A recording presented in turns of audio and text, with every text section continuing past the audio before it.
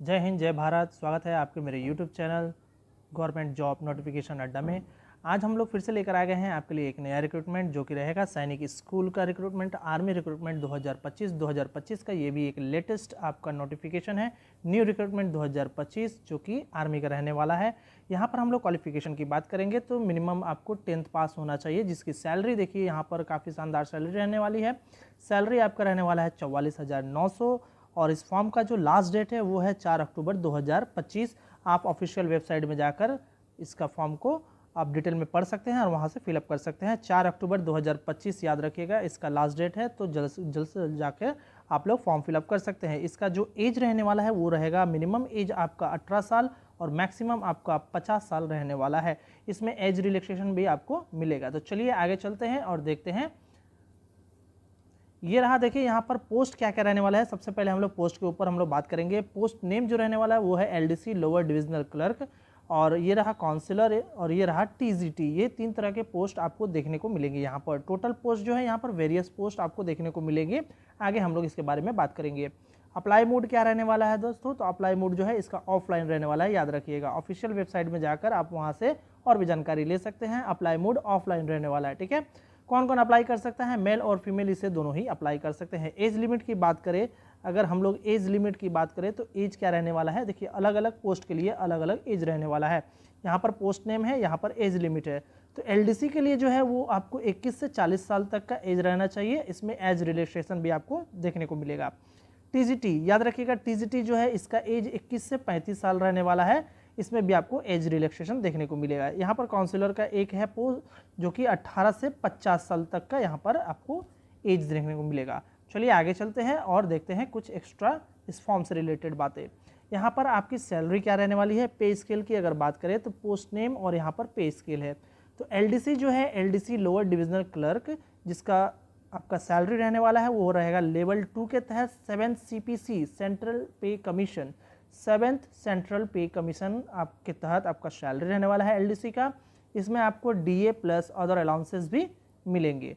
TGT में आपको संस्कृत से रहना पड़ेगा यहाँ पर, और इसका जो सैलरी है वो रहेगा 30,000 रुपया पर मंथ, और काउंसिलर के लिए आपका 44,900 पर मंथ सैलरी देखने को मिलेगा, ठीक है। चलिए आगे चलते हैं और कुछ और जानकारी प्राप्त करते हैं। यहाँ पर एप्लीकेशन फ़ी की अगर बात करें तो एप्लीकेशन फ़ी जो है सभी कैंडिडेट के लिए, यानी कि आपको एसटी, एससी और ओबीसी, ये सभी कास्ट के लिए यहाँ पर 500 रुपया रहने वाला है। पेमेंट मोड आपका डिमांड ड्राफ्ट रहने वाला है। ये ऑफलाइन फॉर्म है तो इसलिए आपको डिमांड ड्राफ्ट बनाना पड़ेगा। सिलेक्शन प्रोसेस की अगर बात करें तो यहाँ पर शॉर्ट लिस्टेड होगा अकॉर्डिंग टू इनके सिलेक्शन के हिसाब से, और उसके बाद आपका डॉक्यूमेंट वेरिफिकेशन होगा। याद रखिएगा डॉक्यूमेंट जो है आप अपने अच्छे तरह से तैयार करके रखिएगा, क्योंकि बहुत सारे ऐसे होते हैं उन्हें डॉक्यूमेंट वेरिफिकेशन में उन्हें छाट दिया जाता है। तो ये भी आपका बहुत इंपॉर्टेंट रोल है डॉक्यूमेंट वेरिफिकेशन का। तो ये अपने सारे डॉक्यूमेंट जो मांगेंगे वो आप अपना तैयार करके रखिएगा।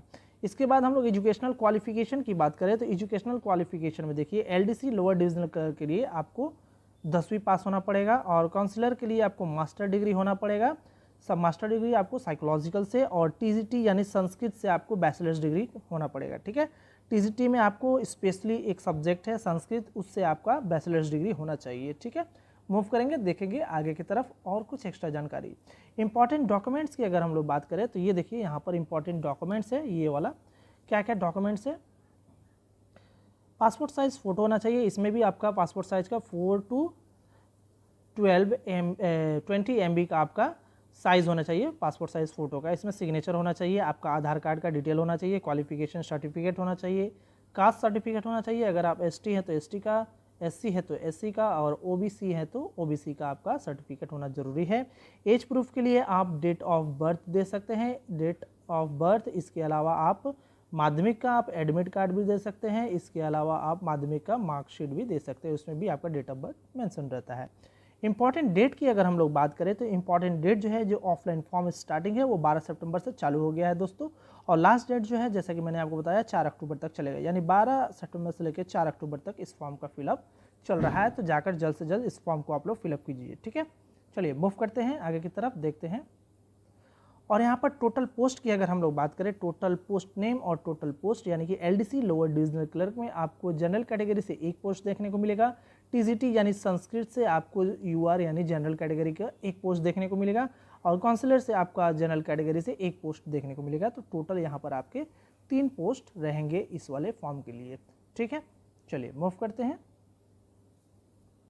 आपको बता दूं यहाँ पर एलडीसी के लिए आपको यहाँ पर टाइपिंग आना बहुत ज़रूरी है।